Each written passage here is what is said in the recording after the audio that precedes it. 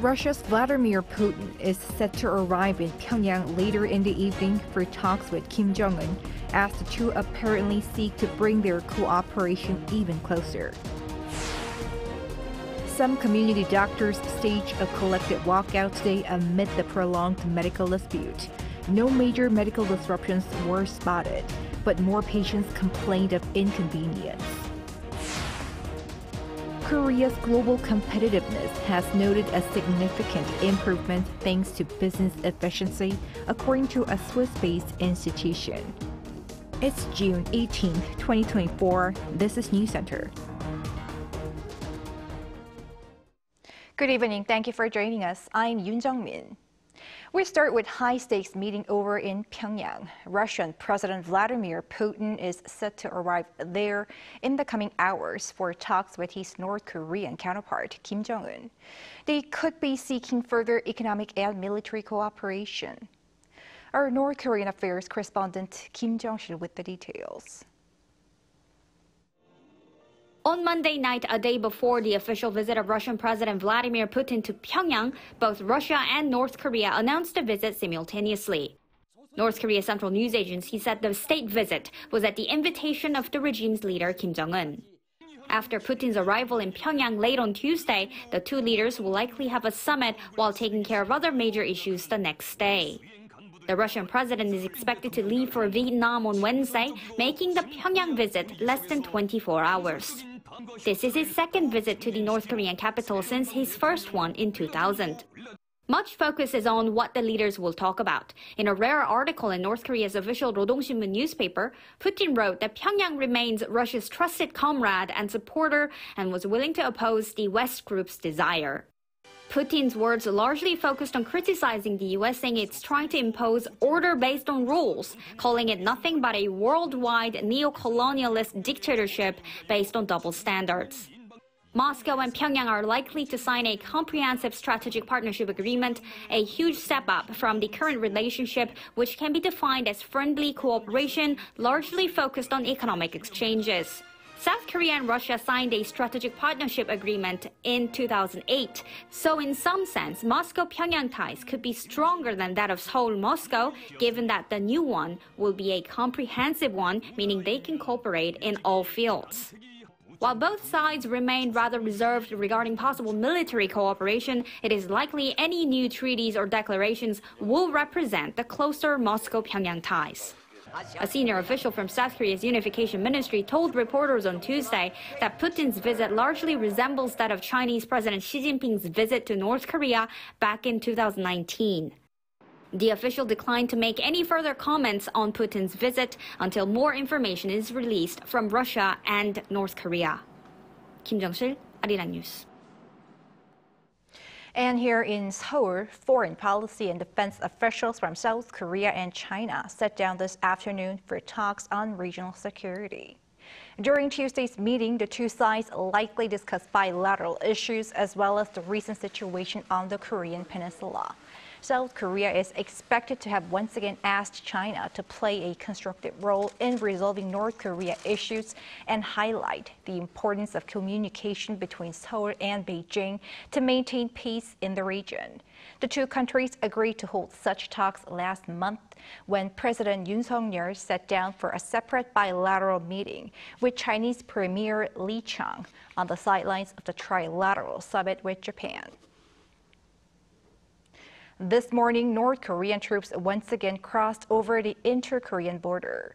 This comes amid an increase in activity by Pyongyang inside the DMZ in an apparent move to strengthen control of its people. Our defense correspondent Choi Min-jung explains more. North Korean troops briefly crossed the military demarcation line again Tuesday morning. According to the Joint Chiefs of Staff, some 20 to 30 North Korean soldiers intruded over the border at around 8:30 a.m. They immediately returned north after the South Korean military fired warning shots and aired warning messages. A similar intrusion took place on June 9th when troops appeared to get lost while working in the DMZ. As was the case then, the South Korean military says Tuesday's border crossing appears to be accidental. The regime has been actively deploying troops to the front line for various construction activities. A military official said dozens, if not hundreds, have been deployed every day since April at around 10 different places within the DMZ.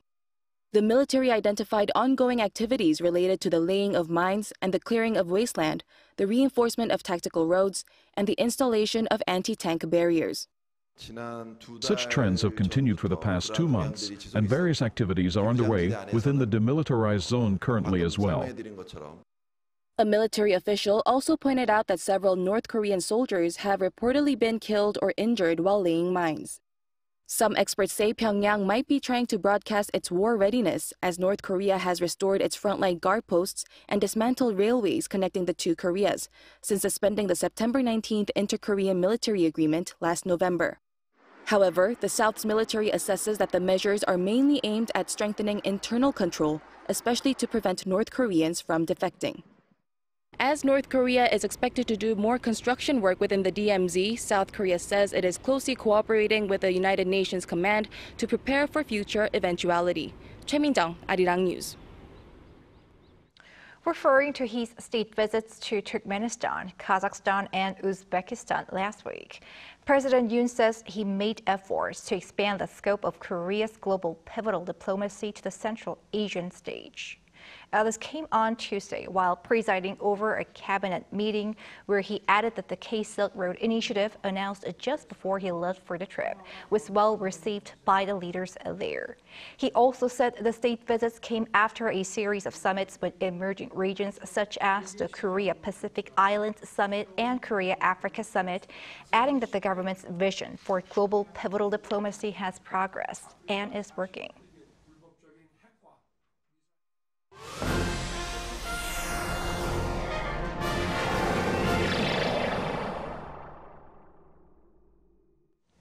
Community doctors in the country staged a nationwide walkout today to protest the government's medical school quota reform. So far, no major disruption to medical treatment has been reported. The government has responded with strict measures. Moon Hae-ryun has the details. Nationwide strikes led by the Korean Medical Association has resulted in little disruption for patients so far, but stern responses from the government. The Health Ministry reported that around 4% of medical institutions around the country indicated that they would suspend services on Tuesday, but so far there has been no major break in medical treatment at community hospitals. During a rally on the same day, the KMA announced that it will start an indefinite walkout next Thursday should the government not meet what it claims are justified demands from doctors. Doctors were immediately ordered to return to work, with the government stating that failure to comply could lead to medical license suspensions. The KMA was also reported to the Fair Trade Commission for encouraging the illegal practice of refusing to treat patients. During a cabinet meeting on Tuesday, President Yoon Suk-yeol stipulated that such illegal actions must be met with an appropriate punitive response. 정부는 국민의 생명과 건강을 지킬 책무가 있는 만큼 환자를 저버린 불법 행위에 대해서는 엄정 대처할 수밖에 없습니다. 국민이 동의하지 않고 실현도 불가능한 주장을 고집하면 모두가 피해자가 될 수밖에 없습니다. He further emphasized that doctors should communicate their opinions instead of resorting to drastic measures, calling on junior doctors and medical students to resume their studies and promising to provide the necessary support for them to do so. Medical professors at Seoul National University hospitals began an indefinite walkout the previous day, leading to the number of outpatient treatments at the hospital dropping by 27% on the first day. The Education Ministry responded by informing each university that professors participating in collective leave of absence from university hospitals could be subject to disciplinary action.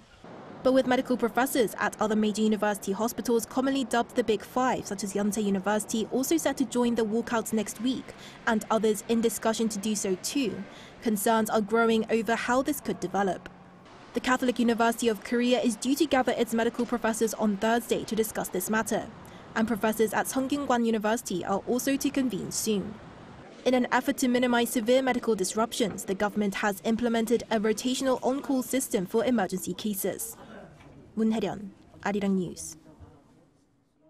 Korea's capacity to create a productive business environment has noted a tangible improvement thanks to business efficiency, according to an annual assessment by a Swiss-based institution. Our correspondent Lee Soo-jin has this report. South Korea saw its global competitiveness soar to a record high in rankings released by the Swiss-based International Institute for Management Development. According to the Finance Ministry on Tuesday, South Korea placed 20th overall out of 67 countries that were assessed in the 2024 IMD World Competitiveness Rankings, its highest ever. And it's also up 8 places compared to last year when it came in at 28th.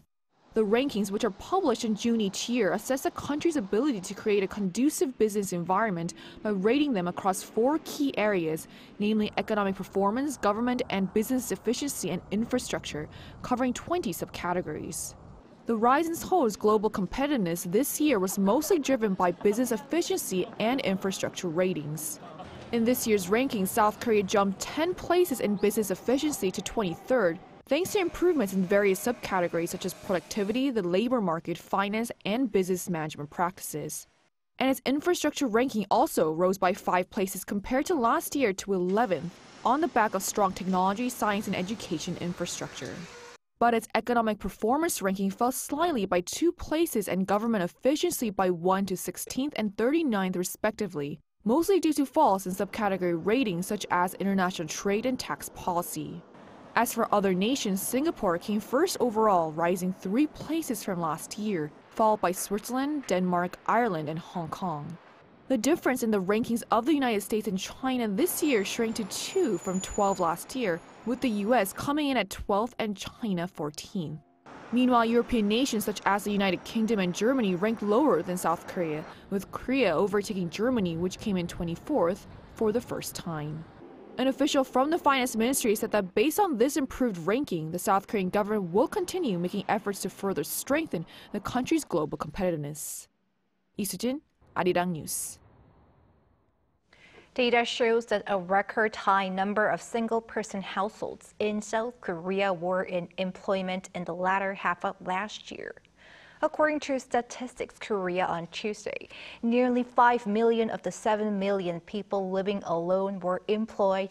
That's 120,000 more than in 2022. The majority were in their 30s. Meanwhile, the number of double-income households also reached a record high.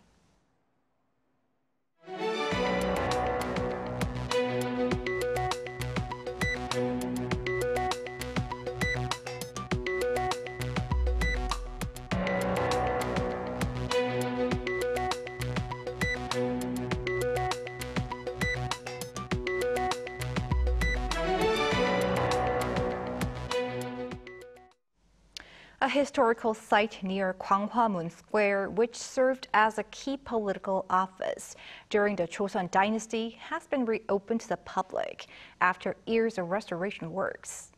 Our Choi Soo-hyung takes us there. After 8 years of restoration, the site of the State Council of the Joseon Dynasty, or Uijeongbu, is open to the people again from Tuesday. It is a symbolic heritage site near the Gwanghwamun Gate, one of the landmarks in central Seoul. During the dynasty, the Uijeongbu was the highest office, led by the 3 highest-ranking officials that advised the king and deliberated over key problems. Following the Japanese occupation, most of its main buildings were destroyed and the land used for colonial offices. In 2016, the Seoul metropolitan government began to restore the site. The Uijeongbu State Council Site Square project aimed to restore the historical and cultural landscape around the Gwanghwamun area and return it to the people, emphasizing its significant academic value. The sites of the 3 main buildings, which had been buried for over 100 years, and the small garden where the officials rested, were uncovered together. People can relax and feel the history within the newly created garden, right beside where the old pond and pavilion used to be. Visitors also can experience the authentic atmosphere of that time through the preserved old stone paths and some new square foundation stones. I was curious. I wondered how the structure had been restored and what the old Uijeongbu would look like. That's why I came out here on purpose. I think it's wonderful that the government has enabled people to have a view of the restored sites. that it shows the connection between and the importance of the history for the people of South Korea, that they take note of the heritage sites and that they are now able to have them open up for the public, which I think is very significant, that the public are able to see that and that you can share your history with the world in a sense.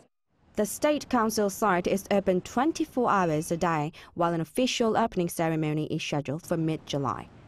Jeju, Arirang News. There's been a substantial surge in the number of cooking classes for foreigners here as the global palette for Korean food expands. Cha Yoon has more.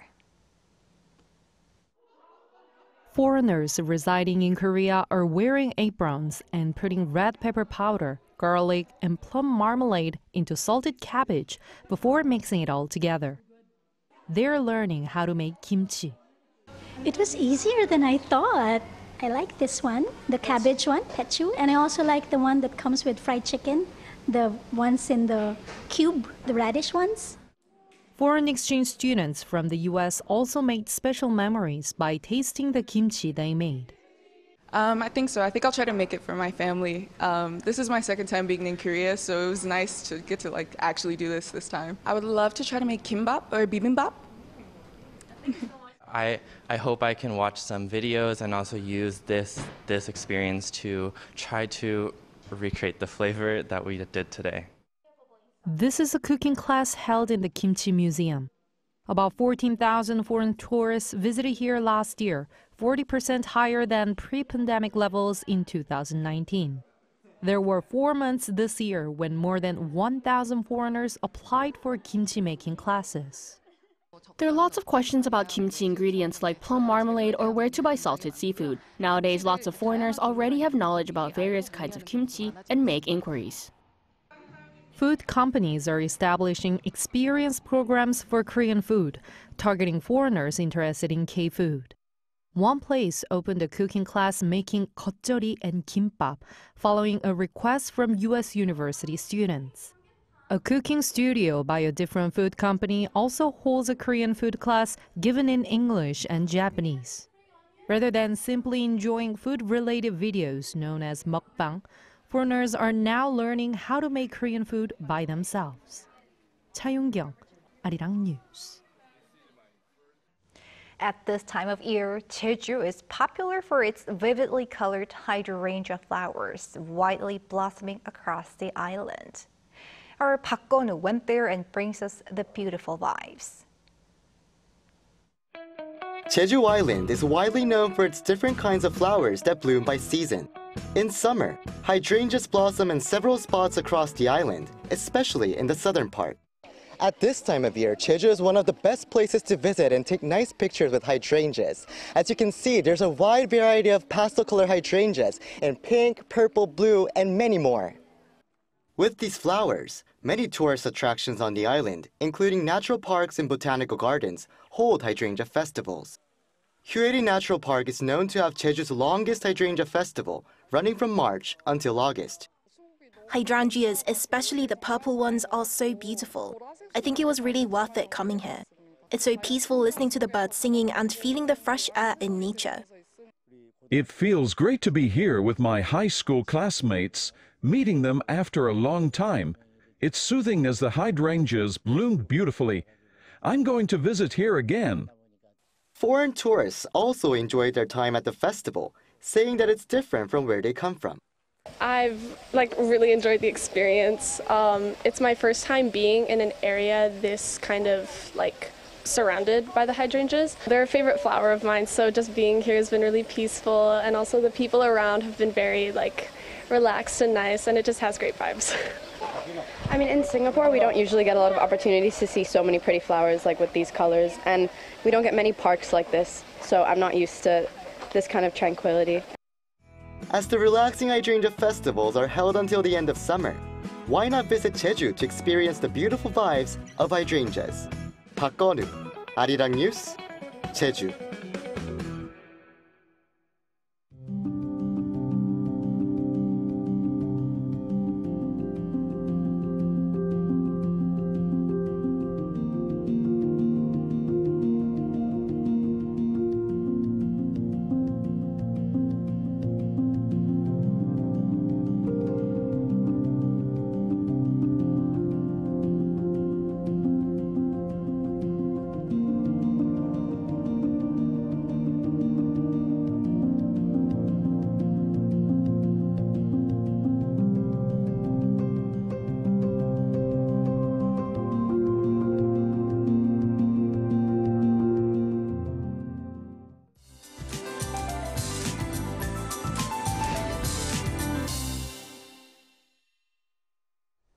Today's weather is even hotter than yesterday's. The heat wave warning was extended to 12 areas in the south this morning.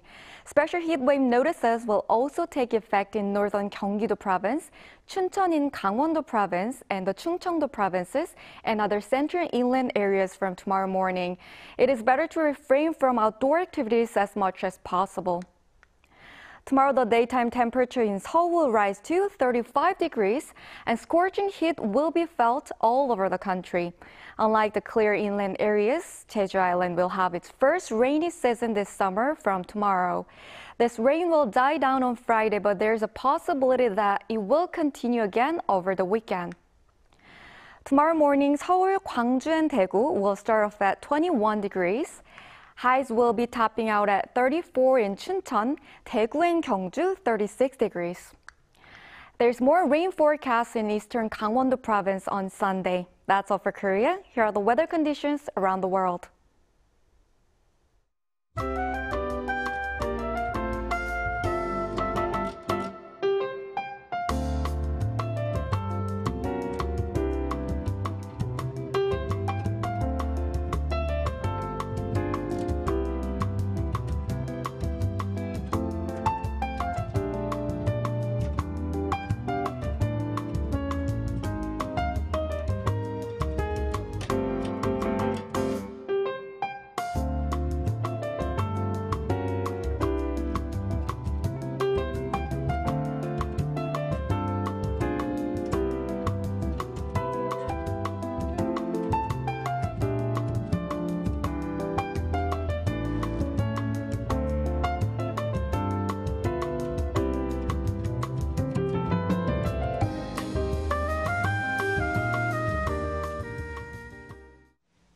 That is Newscenter for tonight. Thank you for watching. A panel session up next.